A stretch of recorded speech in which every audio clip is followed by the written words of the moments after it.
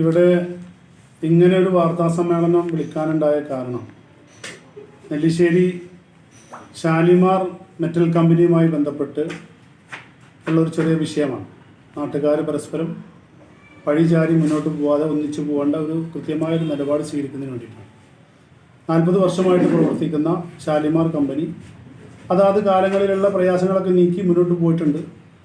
ഇപ്പോൾ ഈ അടുത്ത കാലത്ത് വെച്ചിട്ട് അവർ നമ്മോട് കമ്പനി ഞങ്ങൾ ഒഴിവാക്കുകയാണ്, ആളുകൾക്ക് പ്രയാസമുണ്ട് നമുക്കറിയാം, ആയതുകൊണ്ട് നമ്മൾ ഒഴിവാക്കാൻ തീരുമാനിച്ചു എന്ന് പറഞ്ഞതിന് ശേഷം നമ്മുടെ കൂട്ടത്തിലുള്ളപ്പോൾ ഈ നമ്മുടെ കൂടെ വന്ന ആളുകൾ ഉൾപ്പെടെ നമ്മളെ കുട്ടികൾ പറഞ്ഞു എല്ലാവരും കൂടെ കുറച്ച് നേരത്തെ നിർത്തണം എന്ന് പറഞ്ഞൊരു സമരസമിതിയൊക്കെ ഉണ്ടാക്കി. അപ്പോൾ ഒരു കാര്യം ചെയ്ത് ഞങ്ങളെല്ലാവരും കൂടി പരിസരവാസികൾ, ഏറ്റവും നിയറസ്റ്റ് ആയിട്ടുള്ള പരിസരവാസികൾ ഒന്നിച്ച് കൂടുകയും സമരസമിതി എന്ന് പറഞ്ഞ് ഒരു ടീം വന്നപ്പോൾ ആ ടീമിനെ അവരുടെ അഭിപ്രായം കൂടി കേട്ട് 2-3 തവണ ഇരുന്ന് ഫൈനൽ ചെയ്യാൻ വേണ്ടി നമ്മുടെ കുണ്ടുമ്മൽ ബാപ്പു സാഹിബിൻ്റെ മകൻ ഷാജിയുടെ ഇക്ബാലിൻ്റെ വീട്ടിൽ വെച്ച് മധ്യസ്ഥ സംസാരിച്ചതിൻ്റെ അടിസ്ഥാനത്തിൽ എടുത്ത തീരുമാനം. അപ്പോൾ അതിൽ അന്ന് ഈ സമരസമിതി അംഗങ്ങൾ എന്ന് പറയുന്ന അവരുടെ മക്കളും അവരുടെ രക്ഷിതാക്കളും ഇപ്പോൾ വന്നിരിക്കുന്ന ആളുകളൊക്കെ, അപ്പം അന്ന് ഞങ്ങളെടുത്ത തീരുമാനപ്രകാരം ഈ രക്ഷിതാക്കൾ എടുത്ത തീരുമാനം മക്കൾ അംഗീകരിക്കുകയും അതിൻ്റെ ഭാഗമായിട്ട് നല്ലൊരു സെറ്റിൽമെൻ്റ് ഉണ്ടാക്കി 19 അംഗങ്ങൾ കൂടിയിട്ടുള്ള ഏറ്റവും അടുത്തുള്ള 19 പേര് കൂടിയിട്ട് തീരുമാനമെടുത്ത് പിരിഞ്ഞ് അത് സമരം വിജയിച്ചു എന്ന് പറഞ്ഞു. ഓക്കെ, നമ്മുടെ മക്കൾ നമുക്കൊരു യാതൊരു പരാതിയില്ല, ഒക്കെ പരസ്പരം അംഗീകരിച്ചു പോയി. അതിനുശേഷം പിന്നീട് അതിൻ്റെ പിന്നിൽ വേറെ ചില ആളുകൾ കൂടി അത് പറ്റില്ല എന്ന് പറഞ്ഞ് വീണ്ടും സമരവുമായി ബന്ധപ്പെട്ട് വന്നു. അപ്പോൾ അതും നേരെ ചുവ പൂരാന്ന് ബോധ്യപ്പെട്ടപ്പോൾ ഇന്ന് നമുക്ക് അതിൻ്റെ ഒരു ലെറ്റർ മതി, തീർന്നതിൻ്റെ ഒരു ലെറ്റർ നമുക്ക് തന്നാൽ മതി, എന്നാൽ നമുക്ക് പ്രശ്നമില്ല എന്ന് പറഞ്ഞാൽ അതും കൊടുത്തു.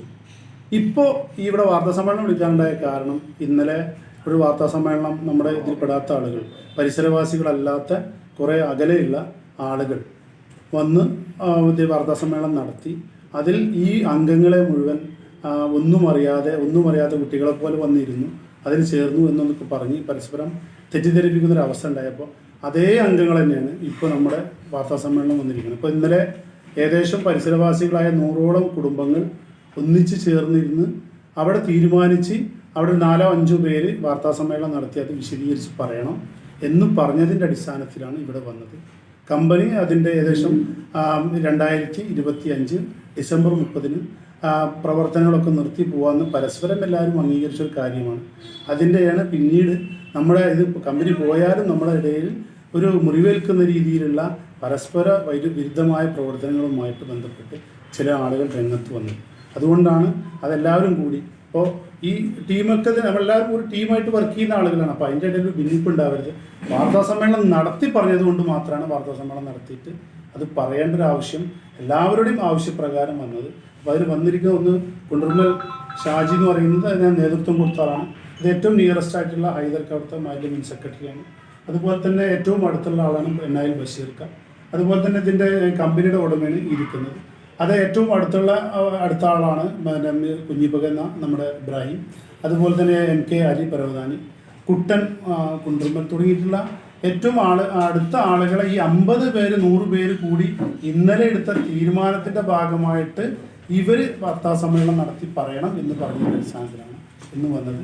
നാട്ടിലെ ഐക്യവും സമാധാനവും കാത്തു സൂക്ഷിക്കാൻ ഒരു ഷാലിമാർ വിഷയവുമായി ബന്ധപ്പെട്ട് ഷാലിമാർ ആ നാട്ടിലെ ഈ ഇഴകിച്ചേർന്ന് 40 വർഷത്തിൽ പാരമ്പര്യവും പഴക്കമുണ്ട്. അതിനൊന്നും ആർക്കും ഒരു പ്രയാസം സൃഷ്ടിച്ചെന്ന് പറയാൻ കഴിയില്ല.